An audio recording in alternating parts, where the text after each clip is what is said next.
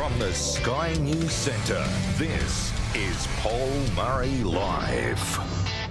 Thank you, Sherry. How good is she? Make sure you check her out. Make sure you check out Andrew Bolt, Peter Credlin, Chris Kenny. It all starts at 5 and it all goes the way to Rita Panahi now at 11 o'clock. You'll get her 4 nights a week.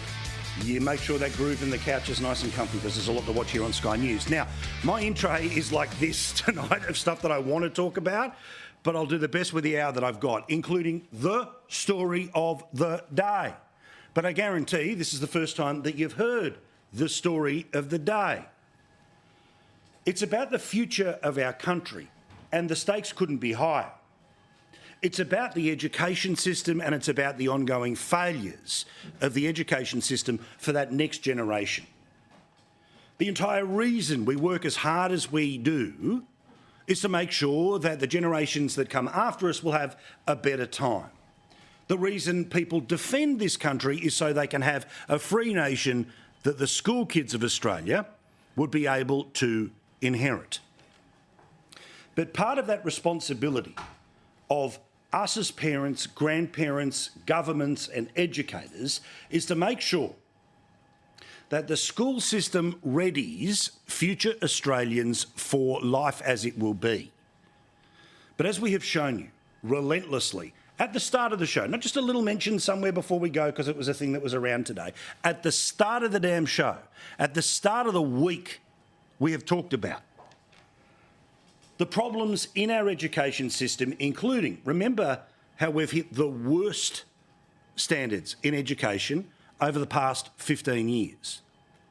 Now, you know that one of the reasons that I'm particularly involved and focused on this issue is, yes, because I have school-aged children, but also because I've always been very honest with you that I'm somebody who didn't do very well at school, and while I will never blame the barriers that were in my head at times to being able to get the best result out of school, I want to make sure that kids who have difficulties, like I had at school, will be able to get around them. As I've shared with you in the past, and anyone who's watched the show knows, that sometimes I find it a little hard to read long passages quickly on television. I am a high-functioning dyslexic. But I want to make sure that kids that are in that situation don't fall through the traps. And we keep being told that the millions and billions of dollars that we spend all the time when it comes to school is going to prevent that. But as you know, let's look at some charts here. This is the performance of Australian schools over the past 15 years. Now, as you can see here, when it comes to mathematics, our standards have precipitously fallen since 2002 all the way to 2022. When it comes to the literacy standards, when it comes to science, this green one shows you that while we're slightly up, we are still way behind where we were back in the early 2000s. And when it comes to reading, you can see where we were in 2000 and where we are in 2022. Now, I've told you before, we spend about $300 billion on education every 10 years, yet the result of the past 20 years is exactly what I have shown you. I've talked about how the people that are in charge of the future of our country, those people who are at the head of state and federal government, well, they get together every now and then and they parade around at election time when it comes to going to places like schools, but they all kind of disappear when the news gets difficult. They don't follow through. You see, maybe there's part of the Australian electorate that unless it is about you, and you personally, you don't care. But I don't believe that's the case. Everyone's got some connection to kids that are at school right now, from the first day of kindy to the final year of their high school examinations. Well, today, a new report that should have been the headline story today. You should have heard about it before 9 o'clock Australian Eastern Daylight tonight, which is that 1 in 3, a third of Australian school students can't read properly. Now, this is a major problem. It is, as they say, a 5-fire alarm. Now, this was a populist, youth-focused website that I think is owned by Channel 9. But the actual report comes from the Grattan Institute, but I'll read the summary rather than get too lost in the details, because we'll do that as the next couple of days roll on. The report published by the research group, the Grattan Institute, and this is a left-wing think tank, says that 1/3 of school children are being failed by an education system that uses discredited theories to teach reading. It calls the failure a preventable tragedy, and it says that this is because we are based on, or the cause rather, is based on, see, perfect example, about moving words around, on decades of disagreement about how to teach reading. In the typical Australian school classroom of 24 students, 8 can't read well, says the lead researcher. Australia is failing these children.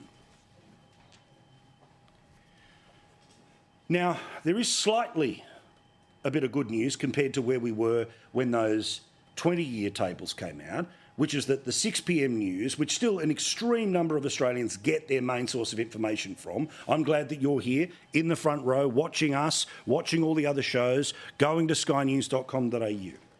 But there's certainly an awful lot of people that are watching the free-to-air commercial television news, and this is how they reported this story tonight. We are failing our children. That's the blunt assessment from experts who've investigated why 1 in 3 Australian school students can't read well. Australian teaching methods are in the firing line, with a new study revealing 1 in 3 children can't read properly. The Grattan Institute says schools should overhaul their reading programs and focus on phonics to help bring students up to speed. Good. So the news was starting to get out today. But on Channel 7, this was considered more important news than the numbers we have been talking about tonight. This story that I'm about to show you was given greater prominence, was put closer to the front of the bulletin, meaning that even more people would see it, than the dim future when it comes to Australia and education. His San Francisco 49ers lost the Super Bowl to the Kansas City Chiefs in a thrilling overtime finish, but for many the game itself was almost relegated to a sideshow. It's brilliant. America's first couple of pop culture.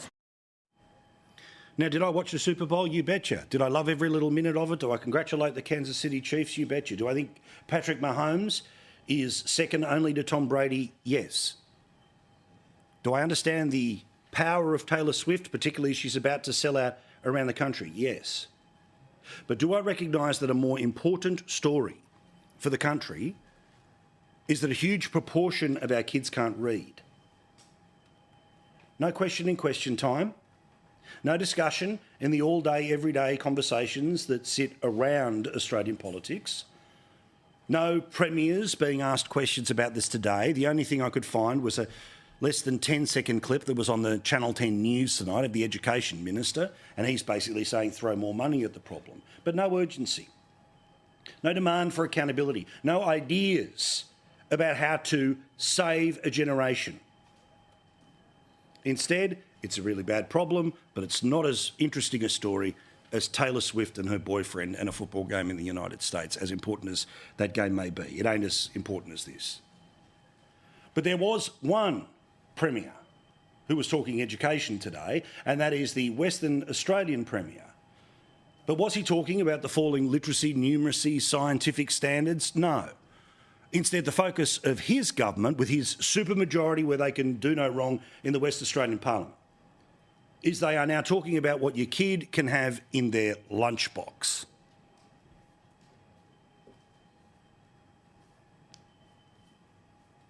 Processed meats, pies, ham and so forth should be considered treat foods, not everyday foods.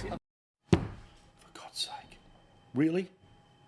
The priority of somebody in charge of a state government where the education system is falling and collapsing right now is what's in your lunchbox.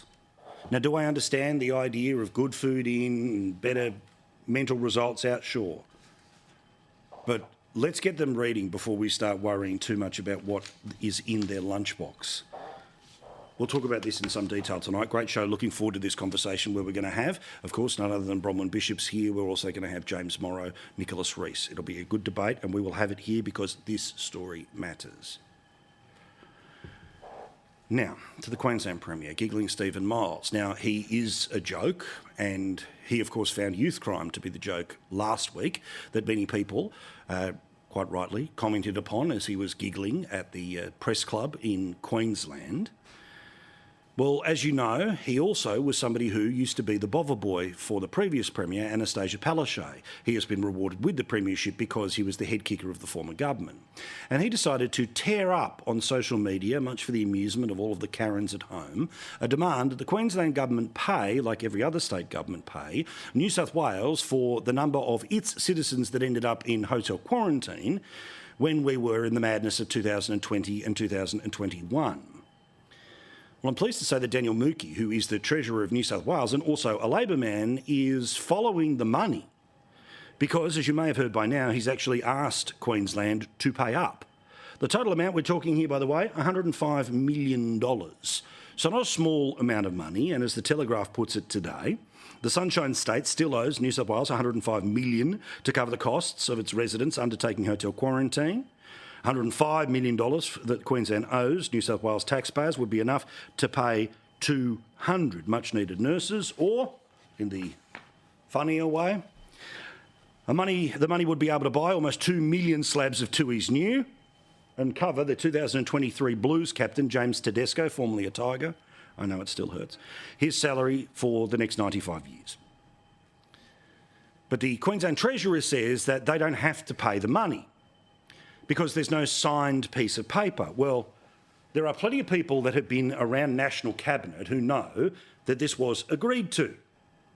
The former Premier of New South Wales, who used to be the former Treasurer of New South Wales, Dominic Perrottet, has made it very clear that Queensland agreed to this system when the Treasurers were meeting in their own version of National Cabinet. Whether this bill will be paid or not will, of course, be interesting. Because if this bill is not paid, then what is the message the Queensland government is sending to its citizens the next time you get pulled over? Or you get a parking fine? Unless you entered into a written agreement with the government that those are the fines that you're willing to take? Or should you just send videos of yourself tearing these things up to Stephen Miles? Of course, I'm being facetious for those that are about to report me to the Queensland Police, where I'll be extradited for crimes against the state, for merely pointing out the flaws of the current Premier. You know, I talk a lot on this show, and rightly so, about watch what they do rather than what they say when it comes to politicians. Now, they will show you around election time, here I am with the hard hat on and I've got the fluoro vest on and I'm out there on the building sites of Australia. They'll say that they believe in more apprenticeships for Australians. People who'd done their Cert 2 last year and have now gone on to get apprenticeships, already getting that income as a result of getting their start through free TAFE.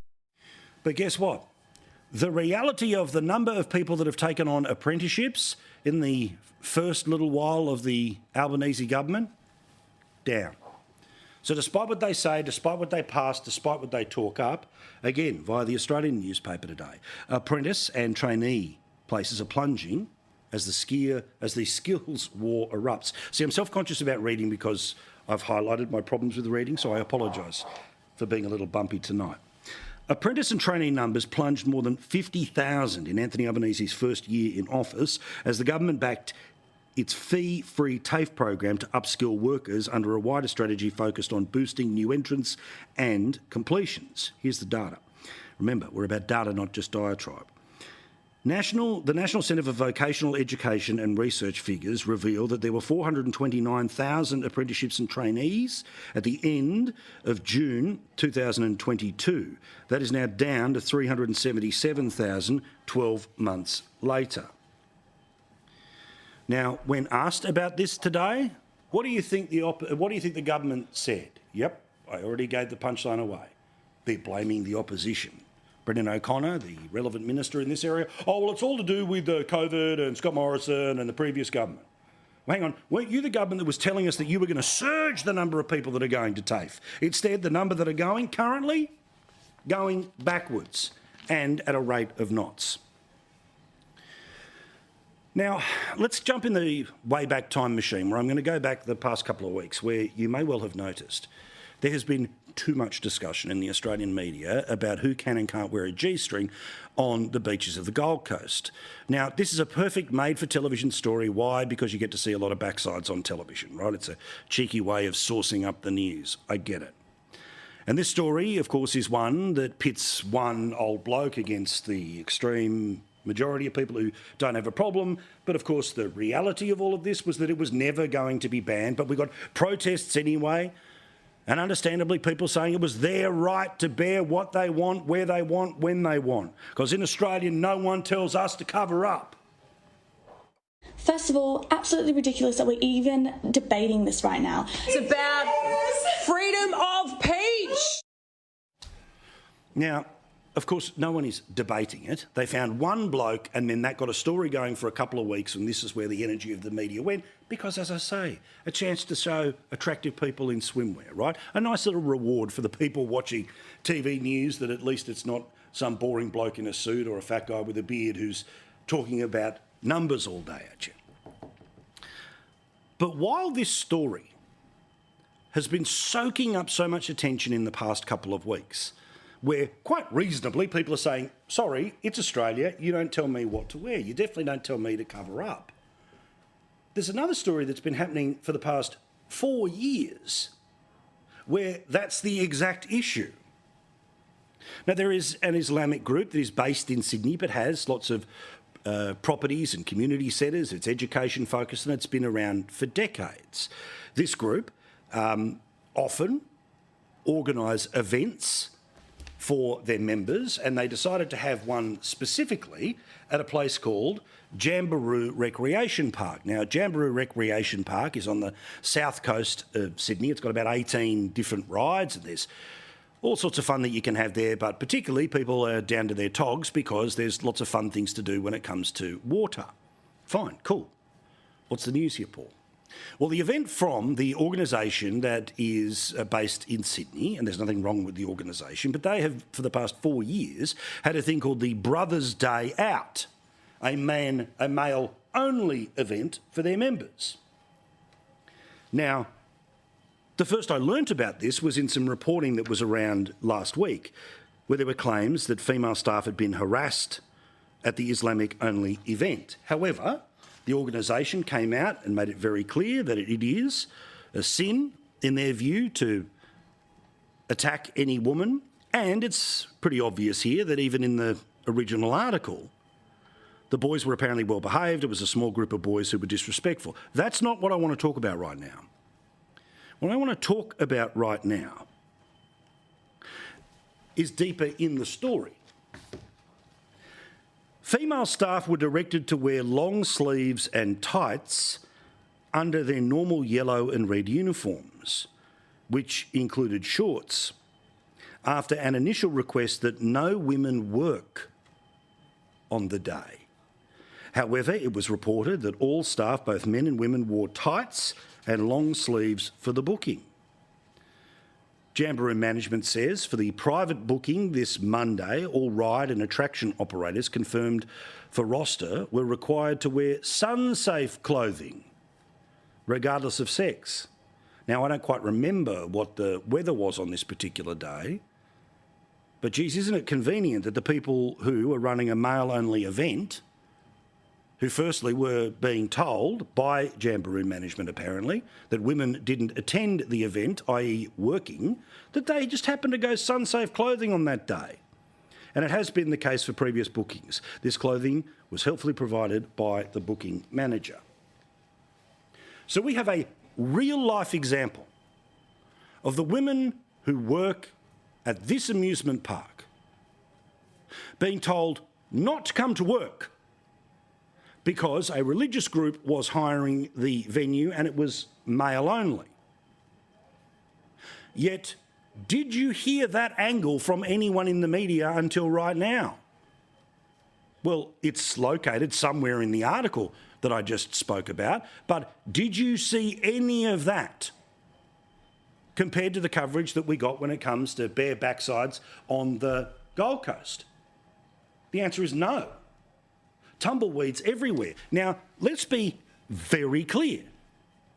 We have scenarios around the country where public spaces like public pools end up in scenarios where, due to faith-based groups wanting to be able to access public facilities, that we get scenarios where an hour here or an hour there, it is gendered only. Now, that sits very poorly with me because I believe that the law of the land is more important than the law of the God, regardless of what the God is. So I believe there should be free access regardless of sex or religion or no religion.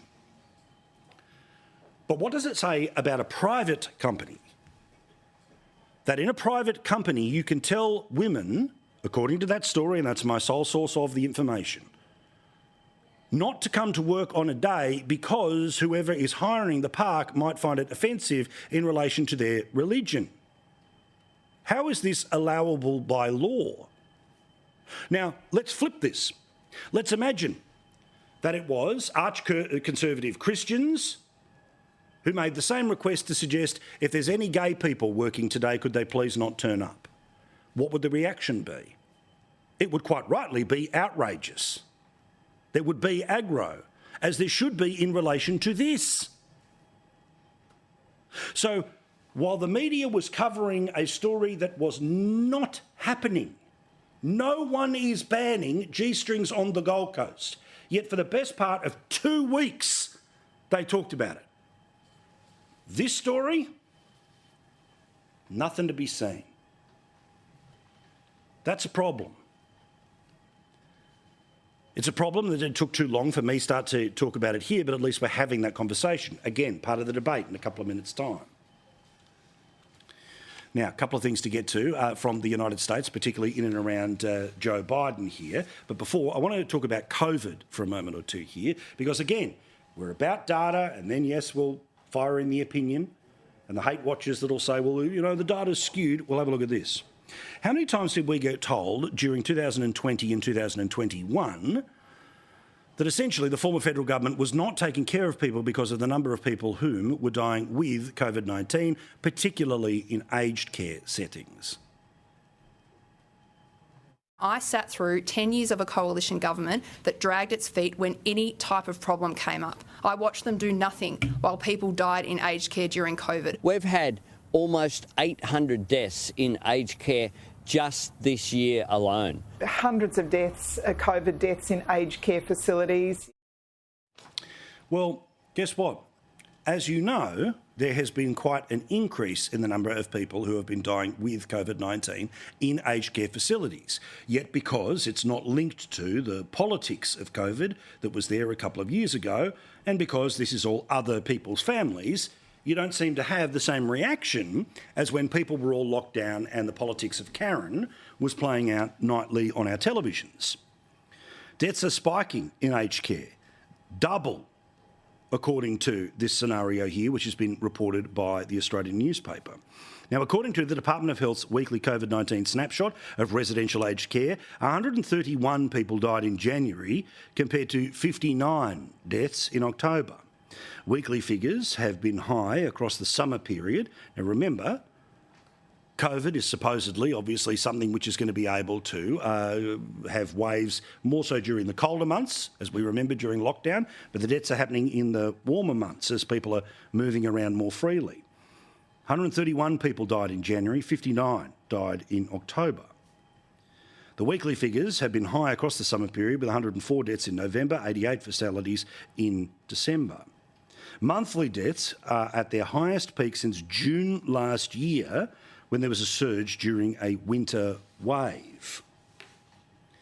Yet again, the noise, the politics, not seemingly there because, again, the caravan has rolled on, but the people that are being affected by it still continue to be affected by it. Now, part of that issue that we are hearing from health officials is about continuing immunisation, continuing boosters, but obviously at a certain point in time people have had enough of that particular regime for the most obvious of reasons. But isn't it amazing, again, what used to dominate our news and in part because it could be weaponised against the former government, just melts away from the people who were making the very criticisms about the former government. You see, this is the thing. You change the government, you change the country, but you also change, apparently, the media priorities. Now, as you know, not the best weekend for Joe Biden. In great detail last night, I explained how there is incredible crossover between his handling of classified documents and Donald Trump's, and I went into the great detail about what was inside that report, about just how shot the president's mind is. But I must say, I did love the front page of the New York Post that came out after the report, which was pretty simple. He was an elderly man with a poor memory. And that, of course, was cited by the Department of Justice as the main reason why, despite the fact that he did every single thing that Donald Trump did, including talking about classified information with a ghostwriter who wiped the tapes. But the idea about whether Biden's mental faculties are a side issue and made up by the media or not, we'll have a look at this poll today from NBC. 76% of voters have major or moderate concerns about Biden not having the mental and physical health for a second term. That includes more than half of Democrats.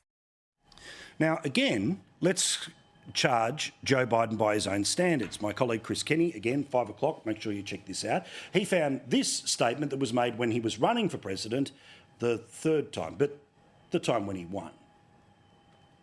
If I were to run, I think they're going to judge me on my vitality. Can I still run up the steps of Air Force Two? Am I still in good shape? I think it's totally legitimate for people to ask those questions. Well, when it comes to running up the steps, we all know what the result is. When it comes to walking away from a microphone, we all know what the result is. When it comes to riding his bike, we all know what the result is. And then, of course, there's him just randomly falling asleep in international events. That one, of course, was climate change conversations in Scotland, as he fell asleep as well in meetings in the White House. So by his own standards, things have fallen a little bit since he became the president. And when it comes to how he speaks, well, this. Anyway, and I don't want to, well, maybe choose my words. Anyway, I mean,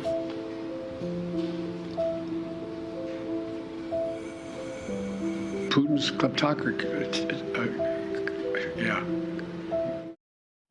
Oh, but of course he's just got a stutter.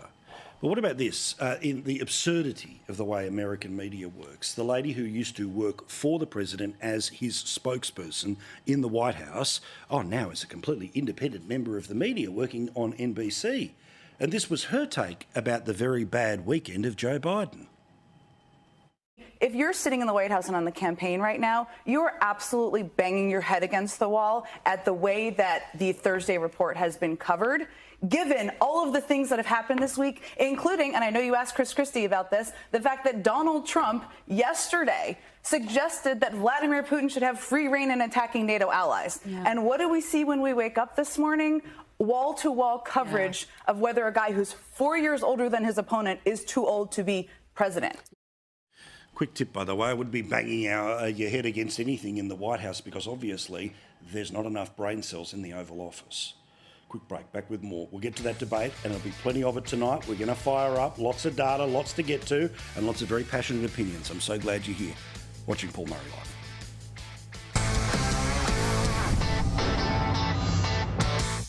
All right, I promised a big chat. Let's have it right now. None other than Nicholas Rees, the Deputy Lord Mayor of Melbourne. He joins us from that beautiful city. In the Man Cave right now, two wonderful friends, none other than James Morrow from the Daily Telegraph, our colleague and friend here at Sky News, and the former Speaker of the House, Bronwyn Bishop, Queen and carryover champ at all times. So, guys, I've had plenty to say. James, I'm going to start with you. A third of the kids in our schools are having trouble when it comes to reading, yet on television tonight, the Super Bowl and Taylor Swift was more important. Let's put media to one side. This is how many fire alarms do we need before there's a serious conversation that's not just about hurling more money? Because $300 billion got us the worst results in 20 years. Paul, this is a debate that has been going on literally for as long as I've been in Australia. I've been here for more than 2 decades, and there were fights back then about should we actually teach children to read properly with phonics and sounding out words, or do we do the cuddly sight reading thing that everybody knows doesn't work? And back then it was controversial, and the left won, and they've won for decades now, and now we are seeing the price. It was amazing to me to hear on the radio and this morning when they were talking about, number one, the Grattan Institute, which is a left-wing institute, a left-wing think tank, came out and announced these findings. Great. So have we got some bipartisanship on this? But then, finally you start to hear some experts say, oh, gosh, maybe we should do it. So the problem, though, is we've lost a generation at least to this. They're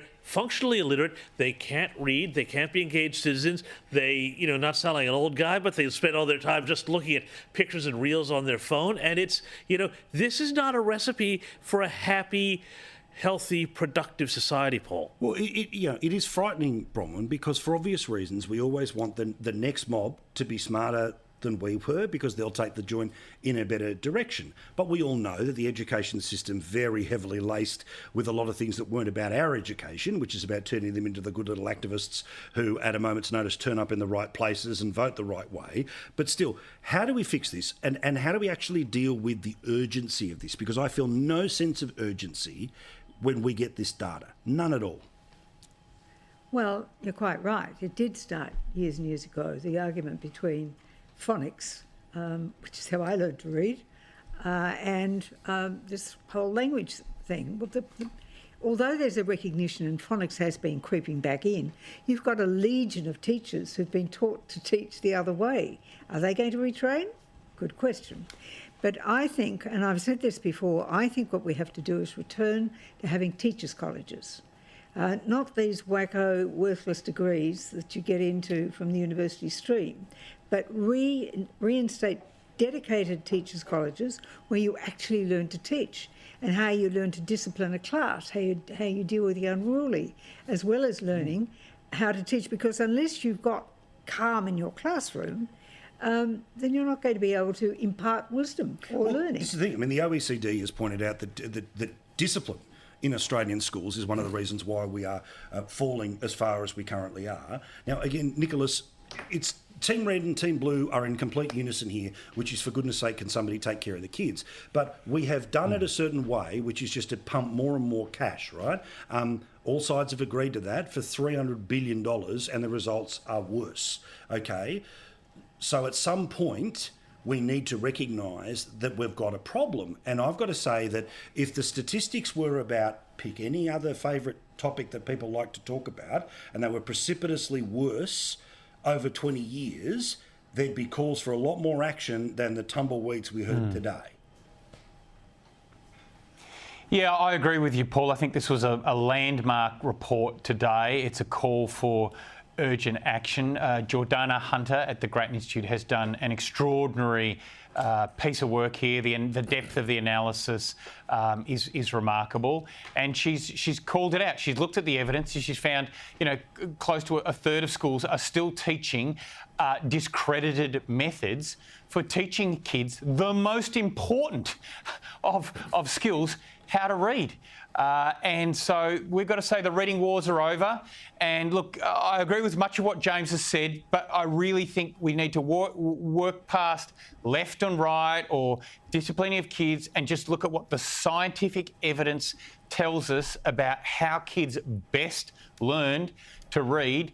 And the, whole of language approach is now discredited. We need to use phonics and direct instruction. And it was very pleasing to see that Jason Clare, the Federal Education Minister, put out a statement today saying just that, reading wars are over, and they are going to link federal funding to proven approaches which are scientifically shown to work. So they're ringing the bell on some bad practices. We can't pretend that discipline isn't part of it, schools. right? Now, we're not talking about bringing back the cane and giving the kids a few. It's just the OECD report has shown literally that we have some of the most disruptive classrooms in the world. Now, that is in part because we have a whole series of complaints set up that if a teacher turned around and said, "Oi, James, stop it," mum and dad run up and complain, and then we all know that the direct correlation between the discipline of the teacher and the behaviour of the kid has now been well and truly sort of washed away by kind of this idea that it's not my Johnny, it's not, none of that stuff. Particularly when you're putting a very young female teacher into a school with unruly kids. Correct. It destroys the confidence of the teacher, so she'll not progress, she'll work to get out. So that's why I say we need to have teachers' colleges back, but where they learn to actually teach. And sorry, we do have to have a bigger talk about the Australian curriculum. And the Australian curriculum is, I'm sorry, Nicholas, an absolute vehicle for propaganda. It teaches kids I hear you sighing, but, you know, anybody out there who's got kids or grandkids knows what they teach about Australia, and they know what they teach about our history, and we know that it's not positive. This is why every Australia Day, you know, we're the only country in the world that says, oh, no, we can't have a celebration about anything because, you know, we're such a horrible country built on genocide and racism. That's what they teach. They've got these cross-curricular capabilities, you know, in environmentalism and indigenous studies and in Asia-Pacific involvement that basically goes to undermine the curriculum and turn everything into politics. What Julia Gillard saddled this country with for over a decade has been a disaster, and we should simply go and we should buy the curriculum off the shelf for a place like Singapore and just simply run a curriculum that If you want works. to go down that wormhole, we can go... Look, we can go down. We can have a big conversation about the curriculum. We can have a big conversation about discipline. But today's report was a landmark report which goes to the methodology which is being used in the classroom to teach kids how to read, saying that the whole of language approach, the sight teaching of words does not work, and the better methodology is to use phonics and direct instruction. That's what it was about the methodology. So you can riff till the night is long about all these other issues, but that's not what today's report was about. Are you saying it's a great day of celebration because a left-leaning institution has finally caught up with the reality that phonics needs to be taught? Fair point. 2 decades that's taken. So again, you're trying to put a political lens over everything. I mean, all right. Now, I want to try to put a political lens over everything. And Jordana Hunter is one of the best education researchers in the country. And this is a terrific report. All right. Now, it's got nothing to do with left and right or culture wars or curriculum or discipline. You know? Okay, guys, I want to take a break, which is because I want to have a little more time to talk about our next topic, right? Which is this scenario where, because someone privately rents a space, a water park, but the female staff are told, please don't turn up. This is at the time when people were obsessing about underwear on the Gold Coast, when women were actually covering up. More in a sec. How good's tonight here with Bronwyn Bishop, with James Morrow and with Nicholas Rees. So, as I mentioned at the start of the show, or if you're just tuning in, a scenario that played out in the past couple of weeks at a place called Jamberoo Recreation Park. Now, it is a water park. They've got toboggans, lots of things in the south of Sydney. It's kind of awesome. If you have ever been, if you've never heard of it, you know what a water park is. Well, there was an Islamic group who decided to rent it out and has for the past 4 years. But according to the reporting of the Daily Telegraph about another potential incident that took place, however, apparently quite a minority of people that were part of the group. That's not what I want to talk about. What I want to talk about were kind of the rules that were given to staff before this Islamic group took over the place, renting it, I should say, for a day. Female staff apparently told not to turn up to work. When that didn't work, they were told to cover up. Now, Bronwyn, the reason this sits so loud in my head is because we had a 2-week national distraction fest about a bloke on the Gold Coast saying, I don't like G-strings. And then that became, there's a protest stand for the freedom and I won't be told to cover up, and breakfast shows and every damn day, because there was a chance to show some backsides on telly, right? And I understand, right? I know the business here, okay? I get how it works. I've been around it for a while. And when I say the business here, I mean the media, right? I get it. Clicks work, right? And earnest conversations about housing data, probably not as good as, have a look at that, click, right? I get it. But we have a scenario where women were covering up versus they'll never be told to cover up, but the media didn't talk about it bar one article that I've been able to read. And Bronwyn, if it was any other religious group that was saying women cover up because we don't want to see it, or can you please make sure the gay blokes aren't working on that day, there'd be a different reaction. Well, the point is this. On the question of the G-strings, I thought it was a crazy idea to try and ban it, just crazy.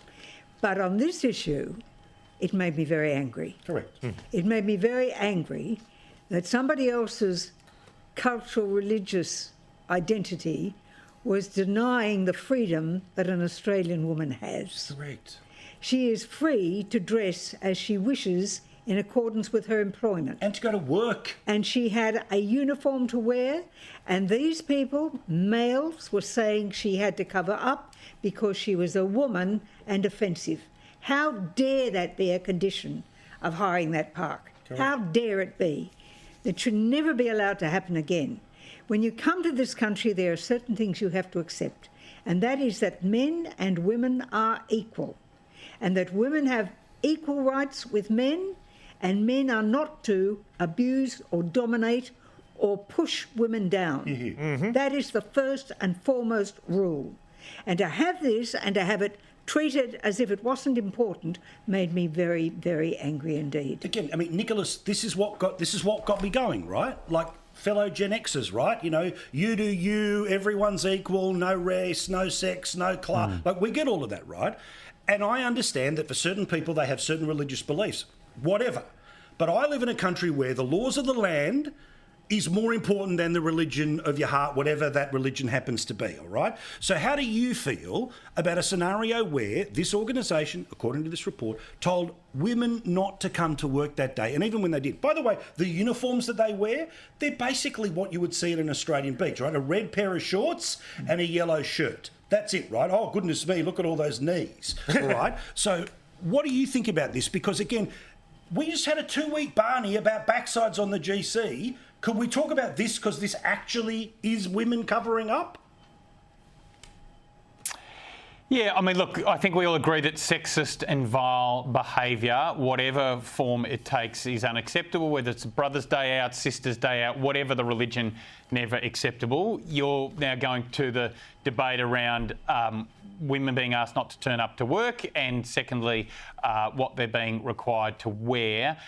Like you, Paul, I had a look at the uniform being worn by the staff at this water park, and it looked fairly modest to me. You know, it's not like they're turning up in string bikinis as part of their family-friendly water park. Not a Hooters bar and restaurant. So yeah, I did think it seemed pretty unfair to me that they were asking that of the women, and I would have thought that the people who are participating in the day would have seen those people dressed like that every single day walking around the streets of Australia. Go, James, go. No, I mean, Nicholas, look, I mean, I'm sorry, I could sense there's just some equivocation, you know, in your voice and in your talking about this whole thing. The fact of the matter is, it doesn't matter what the uniform was, you know, and you're saying, oh, well, it's okay because it was modest. No, it doesn't matter. It was a Gold Coast G-string that they were forced to wear. What we're looking at here is, I'm sorry, it is both male chauvinism and cultural chauvinism. And if this had been, let us think about the media reaction from all the usual suspects and the national conversation we would be having if, let's say, this was a young Opus Dei male group or a young Christian male group that said, oh, we can't look at all of these exposed knees. Everybody would lose their mind. There'd be all these articles at the Herald of the Age about these dinosaurs, these sexist dinosaurs who, you know, with their horrible religion. But here, weirdly, it gets a pass because, of course, it's an indictment of multiculturalism that goes too far and doesn't stand up for the shared values of the country. And so everybody shies away because it becomes too radioactive. And that is why you and the rest of the left are equivocating and not calling it out like you would if this was a Christian group who made the same request.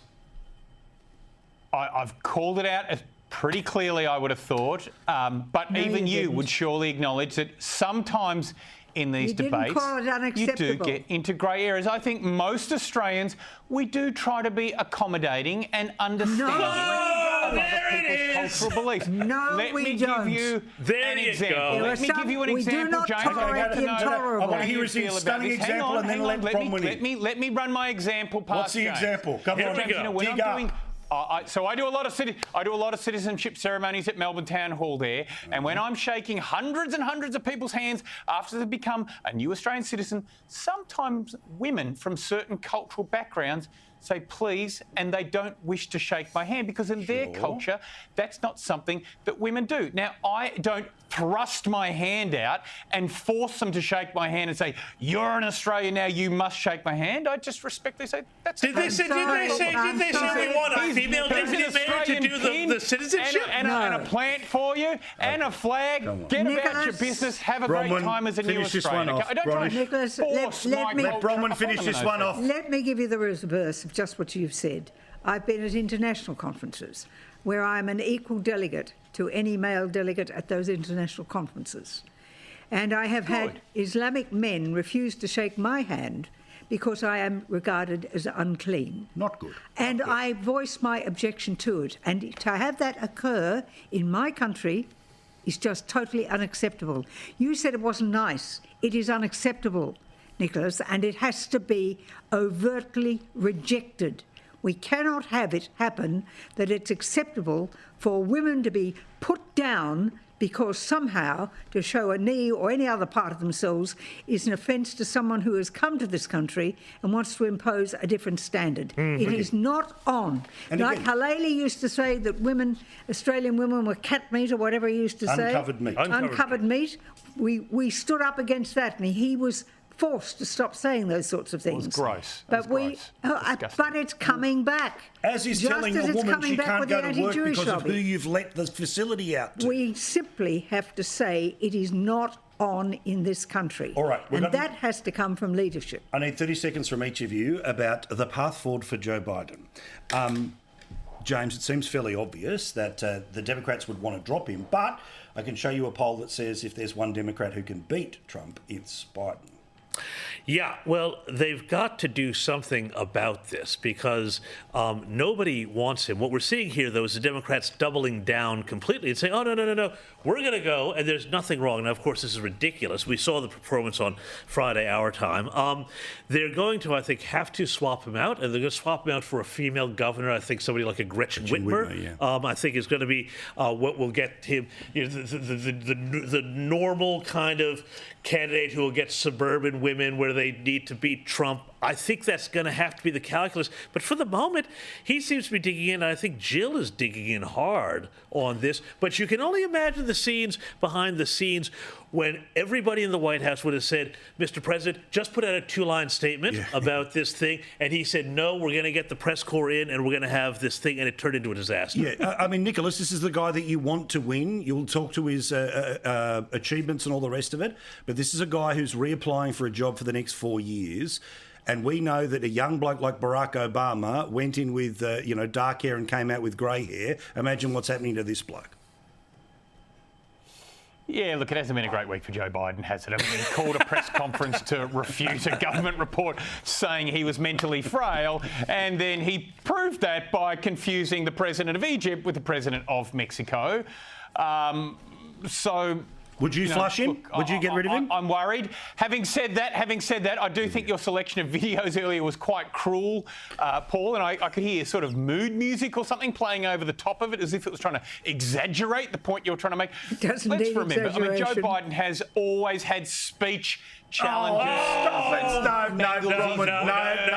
Roman super. I'm so out of time. Stop trying to exaggerate the point here. Please. I just want to say, I want to take about the pathway forward for Barnaby Joyce. When are we talking about Barnaby? Next week. I think basically that there's another way to looking at from the way you did, James. I think there are a group of people in there who see that Biden can't be the candidate, and they put him out there and said, get out there and hang yourself, basically. Gave him enough run. And force the situation where they're going to have to do something about it. Love you guys. Look forward to talking to you again next week. Let's have a quick break. Back with more. Plenty to talk about here. About 4 minutes away from the Late Debate.